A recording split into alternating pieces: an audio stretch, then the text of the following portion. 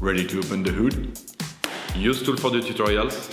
And for car parts, the right idea is the Mr. Auto app. Easy, fast, and with better prices than on the website.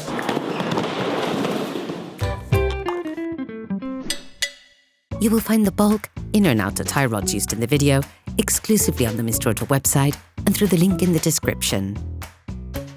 Turn your engine off and pull up the handbrake. To be able to change the inner and outer tie rods on your vehicle, you must lift the front of the car and remove the wheels to gain complete access to the steering system. Loosen the stud bolts on the front wheels. Raise the front of the vehicle and put it in the two-axle stands. We strongly suggest watching the tutorial, raising your vehicle safely before carrying out this step.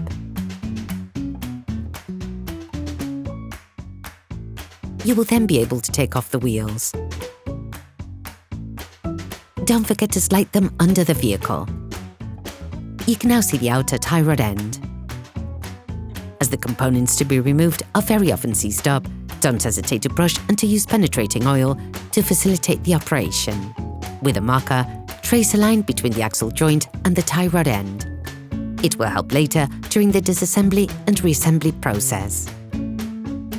Using a ratchet, a bit socket and a Torx 50 bit, release the holding lug nut on the tie rod. Using a 21mm spanner and a 40mm Torx spanner, loosen the tie rod end's retaining nut. If you don't have a ball joint puller, take a hammer and hit the lug nut hard just at the end of the threading. The ball joint should move away from the pivot. Only tap on the tie rod end pivot if you're changing the tie rod end, otherwise you risk damaging the threading. Using a 21mm spanner and holding the inner tie rod with a 13mm spanner whilst paying attention to the guiding mark, unscrew the tie rod end by counting the number of turns required to extract it. Using a caliper, measure the distance between the guiding mark and the end of the inner tie rod. This will be needed during the reassembly process to get as close as possible to the original settings. With pliers, remove the external metallic clip on the protective sleeve of the tie rod axle joint. With a cutter, cut the external part of the sleeve so that you can remove it.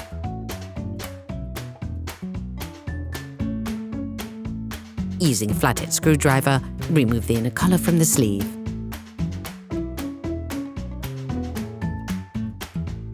Remove the sleeve.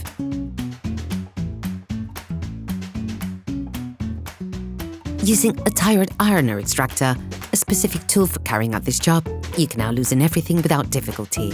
To do this, insert the tool up to the fixed part of the tie rod, then with a socket wrench and a long extender, force it in an anti-clockwise direction. If the tie rod axle joint is equipped with marks, release them using adjustable spanners.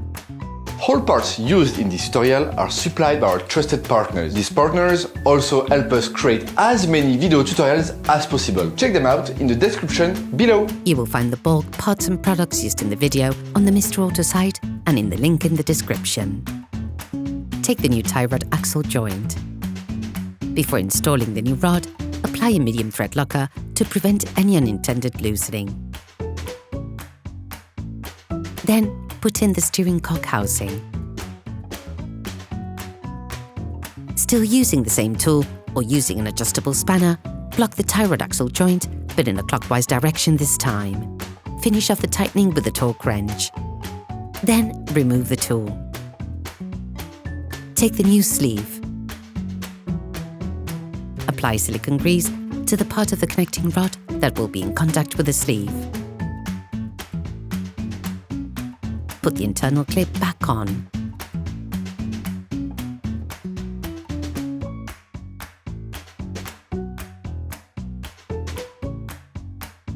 You can now crimp the clip with the pliers.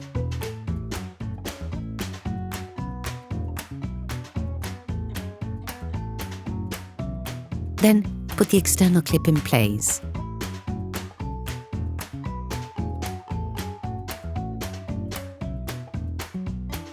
Using a fine sandpaper, brush the pivot, then apply silicone grease to the flat part that will be in contact with the tie rod sleeve. Do not grease the inside of the cone. Using the paint marker, transfer the previous drawn marks to the new part. Take the new tie rod end. Put the tie rod end back in place, making the same number of turns as counted during disassembly.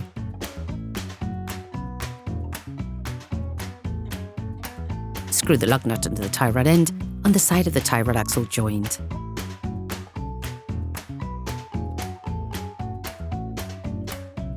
Put the tie rod end into the pivot.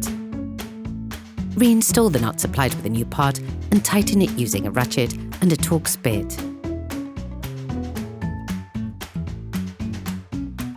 Tighten the nut using a Torx spanner.